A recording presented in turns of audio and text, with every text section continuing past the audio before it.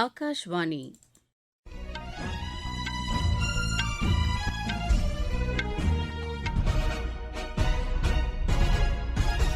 செய்திகள் வாசிப்பவர் ஜமீர் அக்தர். தலைப்புச் செய்திகள்: புதிய தொழிலாளர் சட்ட சீர்திருத்தங்கள் எதிர்கால பொருளாதாரத்திற்கான உறுதிப்பாட்டை வெளிப்படுத்துவதாக உள்ளது என்று பிரதமர் திரு நரேந்திர மோடி கூறியுள்ளார். விவசாயிகள் பயன்பெறும் வகையில் ஒருங்கிணைந்த வேளாண் சாகுபடி திட்டங்களுக்கு அரசு முன்னுரிமை அளித்து வருவதாக மத்திய அமைச்சர் திரு சிவராஜ் சிங் சௌஹான் தெரிவித்துள்ளார். கனடாவுடனான தடையற்ற வர்த்தக ஒப்பந்த பேச்சுவார்த்தை விரைவுபடுத்தப்படும் என்று மத்திய அமைச்சர் திரு பியூஷ் கோயல் கூறியுள்ளார். மறைந்த பிரபல நடிகர் தர்மேந்திராவின் இறுதிச் சடங்குகள் மும்பையில் இன்று நடைபெற்றது. டெஃபிலிம்பிக் போட்டியில் இந்தியாவின் லோமா ஸ்வெயின் வெண்கலப் பதக்கம் வென்றார். இனி விரிவான செய்திகள். மத்திய அரசின் புதிய தொழிலாளர் சட்ட சீர்திருத்தங்கள் எதிர்கால பொருளாதாரத்திற்கான உறுதிப்பாட்டை வெளிப்படுத்துவதாக உள்ளது என்று பிரதமர் திரு நரேந்திர மோடி கூறியுள்ளார். தொழிலாளர் சட்டங்கள் தொடர்பான மத்திய அமைச்சர் டாக்டர் மன்சுக் மாண்டவியாவின் கட்டுரையை சமூக வலைதளத்தில் பிரதமர் மறுபதிவிட்டு இதனை தெரிவித்துள்ளார். உலக அளவில் இந்தியா நம்பிக்கைக்குரிய பங்குதாரராக எழுச்சி பெற்றுள்ளதை பிற நாடுகள் ஒப்புக் கொண்டிருப்பதாக அவர் கூறியுள்ளார்.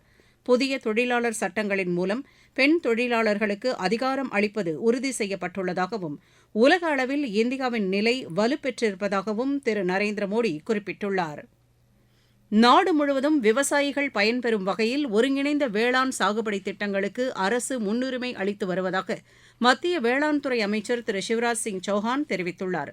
புதுதில்லியில் இன்று வேளாண்மை தொடர்பான சர்வதேச கருத்தரங்கை தொடங்கி வைத்து பேசிய அவர், சிறு விவசாயிகளிடையே ஒருங்கிணைந்த வேளாண் சாகுபடி திட்டத்தை பிரபலப்படுத்த வேண்டும் என்று வலியுறுத்தினார். அடுத்த 5 ஆண்டுகளில் ஒருங்கிணைந்த சாகுபடி தொடர்பான திட்டங்களை வேளாண் விஞ்ஞானிகள் முன்னெடுத்துச் செல்ல வேண்டும் என்று திரு சிவராஜ் சிங் சௌஹான் கேட்டுக் கொண்டார். இந்தியா கனடா இடையே வர்த்தகம் மற்றும் முதலீட்டை ஊக்குவிப்பதற்கு ஏதுவாக தடையற்ற வர்த்தக ஒப்பந்த பேச்சுவார்த்தை விரைவுபடுத்தப்படும் என்று மத்திய அமைச்சர் திரு பியூஷ் கோயல் தெரிவித்துள்ளார். புதுதில்லியில் இன்று இந்தியா கனடா வர்த்தக சபை கூட்டத்தில் பேசிய அவர், அரிய வகை கனிமங்கள், பசுமை எரிசக்தி, அணுசக்தி உள்ளிட்ட துறைகளில் கனடாவுடன் இணைந்து செயல்படுவதற்கு இந்தியா உறுதிபூண்டுள்ளது என்று கூறினார். G20 மாநாட்டின்போது இரு நாடுகளின் பிரதமர்கள் சந்தித்து பேசியதை குறிப்பிட்ட திரு பியூஷ் கோயல், ஒருங்கிணைந்த பொருளாதார பங்களிப்பு ஒப்பந்தம் தொடர்பான பேச்சுவார்த்தையை தொடங்குவதற்கு ஒப்புக் கொள்ளப்பட்டதாக தெரிவித்தார். இந்தியா கனடா இடையேயான வர்த்தகத்தை வரும் 2030ஆம் ஆண்டுக்குள் 2 மடங்காக அதிகரிப்பதற்கு இந்த ஒப்பந்தம் வகை செய்யும் என்றும் திரு பியூஷ் கோயல் குறிப்பிட்டார். வாக்காளர் பட்டியல் சிறப்பு தீவிர திருத்த 2ஆம் கட்ட பணிகள் தொடங்கியதில் இருந்து இதுவரை 99% விண்ணப்ப படிவங்கள் விநியோகிக்கப்பட்டிருப்பதாக தேர்தல் ஆணையம் தெரிவித்துள்ளது. அந்த வகையில் கடந்த 4ஆம் தேதி முதல் 50 கோடியே 50 லட்சம் படிவங்கள் வழங்கப்பட்டுள்ளதாக தேர்தல் ஆணையத்தின் அறிக்கை தெரிவிக்கிறது. தமிழகம், கேரளா, மேற்குவங்கம் உள்ளிட்ட 9 மாநிலங்கள் மற்றும் 3 யூனியன் பிரதேசங்களில் இந்த பணிகள் நடைபெற்று வருகின்றன. அடுத்த ஆண்டு பிப்ரவரி மாதம் 7ஆம் தேதி இறுதி வாக்காளர் பட்டியல் வெளியிடப்படும் என்றும் தேர்தல் ஆணையம் கூறியுள்ளது. நீங்கள் கேட்டுக்கொண்டிருப்பது ஆகாஷவாணியின் செய்தி அறிக்கை. நாட்டு மக்களுக்கான வரலாற்று சிறப்புமிக்க மோடி அரசின் பரிசு சரக்கு மற்றும் சேவை வரி குறைப்பு. மருத்துவம் மற்றும் ஆயுள் காப்பீட்டிற்கான வரி முழுமையாக ரத்து. 36 உயிர்காக்கும் மருந்துகள் மீதான வரியும் ரத்து. அடுத்த தலைமுறைக்கான இந்த சீர்திருத்த நடவடிக்கைகளில் மாணவர்கள் பயன்படுத்தும் ஸ்டேஷனரி பொருட்களுக்கான வரி ரத்து. வீட்டு உபயோக மின்னணு பொருட்கள் மீதான வரி குறைப்பு. பால் பொருட்கள் மற்றும் பாத்திரங்கள் மீதான வரி 12%-இருந்து 5% குறைப்பு. வேளாண் இயந்திரங்களுக்கான வரியும் 5% குறைப்பு. வளர்ச்சியடைந்த இந்தியாவிற்கான பயணத்தில் மோடி அரசு தொடரும் சீர்திருத்த நடவடிக்கைகள்.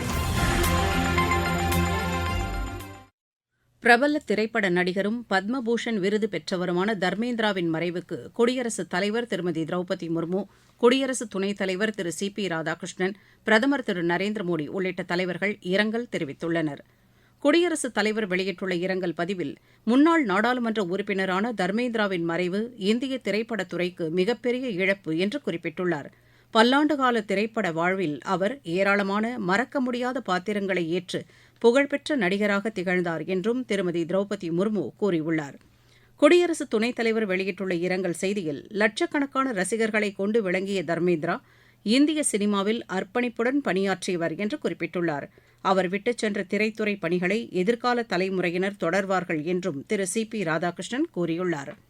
பிரதமர் திரு நரேந்திர மோடி தமது இரங்கல் செய்தியில் குறிப்பிடத்தக்க ஆளுமையாக திகழ்ந்த தர்மேந்திரா தாம் ஏற்றுக்கொண்ட கதாபாத்திரங்களில் சிறப்பான பங்களிப்பை வழங்கியவர் என்றும் பன்முகத்தன்மையுடன் கூடிய அவரது நடிப்பால் எண்ணற்ற மக்களின் இதயங்களை கவர்ந்தவர் என்றும் தெரிவித்துள்ளார். எளிமை மற்றும் நேர்மையுடன் விளங்கிய அவரது மறைவால் வாடும் குடும்பத்தினர், நண்பர்கள் மற்றும் ரசிகர்களுக்கு தமது இரங்கலை தெரிவித்துக் கொள்வதாகவும் பிரதமர் கூறியுள்ளார். மேலும் பல்வேறு திரையுலக பிரமுகர்களும் தர்மேந்திராவின் மறைவுக்கு இரங்கல் தெரிவித்துள்ளனர்.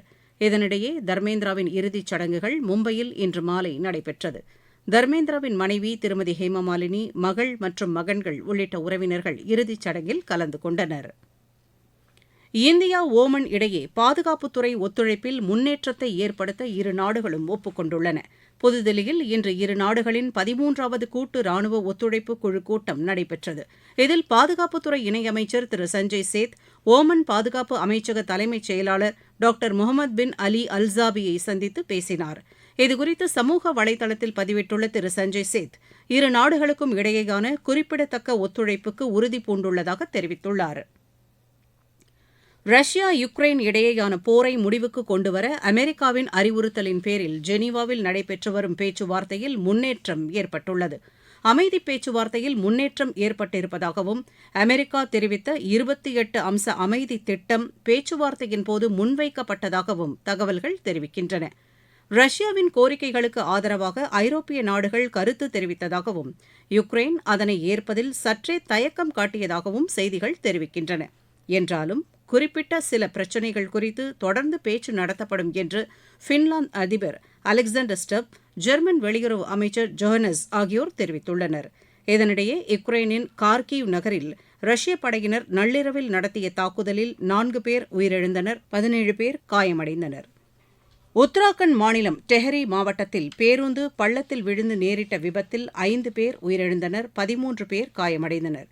குஞ்சபுரி கோவிலுக்கு செல்லும் வழியில் இந்த விபத்து நேரிட்டதாகவும் காயமடைந்தவர்கள் அருகில் உள்ள நரேந்திர நகர் மருத்துவமனையில் அனுமதிக்கப்பட்டதாகவும் காவல்துறையினர் தெரிவித்தனர். டெஃபிலிம்பிக் போட்டியில் இந்தியாவின் லோமா ஸ்வெயின் வெண்கலப் பதக்கம் வென்றார். ஜப்பானின் டோக்கியோவில் நடைபெற்று வரும் இப்போட்டியின் மகளிர் கராத்தே பிரிவில் அவர் இப்பதக்கத்தை கைப்பற்றினார். உலக மகளிர் கபடி கோப்பையை இந்தியா வென்றுள்ளது. டாக்காவில் நடைபெற்ற இப்போட்டியின் இறுதி ஆட்டத்தில் இந்தியா 35-28 என்ற புள்ளிக்கணக்கில் சீன தைப்பேயை வென்றது. உலக இளையோர் டேபிள் டென்னிஸ் போட்டியின் ஆடவர் 19 வயதிற்கு உட்பட்டோருக்கான பிரிவில் இந்தியா அரையிறுதிக்கு முன்னேறியுள்ளது. ருமேனியாவில் நடைபெற்று வரும் இப்போட்டியின் காலிறுதி ஆட்டத்தில் இந்தியா பிரான்ஸை வென்றது. மாற்றுத்திறனாளிகளுக்கான உலக விளையாட்டுப் போட்டிகளில் இந்தியா 35 தங்கம் உட்பட 118 பதக்கங்களை வென்றது. தாய்லாந்தில் நடைபெற்ற இப்போட்டியில் தடகள பிரிவில் மட்டும் 34 தங்கம், 51 வெள்ளி, 31 வெண்கலப் பதக்கங்களை இந்தியா வென்றது. துப்பாக்கிச் சுடும் பிரிவில் 1 தங்கம், 1 வெண்கலப் பதக்கம் இந்தியாவிற்கு கிடைத்தது. இப்போட்டியின் பதக்கப் பட்டியலில் இந்தியா 2வது இடத்தை பிடித்தது. உலகக்கோப்பை ஜூனியர் மகளிர் ஹாக்கி போட்டியில் பங்கேற்பதற்கான இந்திய அணி சிலி சென்றடைந்தது. இப்போட்டி அடுத்த மாதம் 1ஆம் தேதி தொடங்கி 13ஆம் தேதி வரை சாண்டியாகோவில் நடைபெறவுள்ளது. மலேசியாவில் நடைபெற்று வரும் அஸ்லான் ஷா கோப்பைக்கான ஹாக்கி போட்டியில் இந்தியா பெல்ஜியம் இடையேயான ஆட்டம் மழையினால் தடைப்பட்டது. இந்தியாவுக்கு எதிரான 2வது மற்றும் இறுதி டெஸ்ட் கிரிக்கெட் போட்டியின் 3ஆம் நாளான இன்று ஆட்ட நேர இறுதியில் தென்னாப்பிரிக்கா 2வது இன்னிங்ஸில் விக்கெட் இழப்பின்றி 26 ரன் எடுத்துள்ளது. குவஹாத்தியில் நடைபெற்று வரும் இப்போட்டியில் இந்தியா முதல் இன்னிங்ஸில் 201 ரன்னுக்கு ஆட்டமிழந்தது. அதிகபட்சமாக யசஸ்வி ஜெய்ஸ்வால் 58 ரன் எடுத்தார்.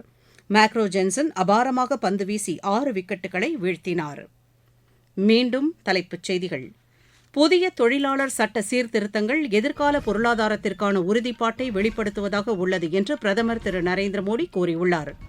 விவசாயிகள் பயன்பெறும் வகையில் ஒருங்கிணைந்த வேளாண் சாகுபடி திட்டங்களுக்கு அரசு முன்னுரிமை அளித்து வருவதாக மத்திய அமைச்சர் திரு சிவராஜ் சிங் சௌஹான் தெரிவித்துள்ளார்.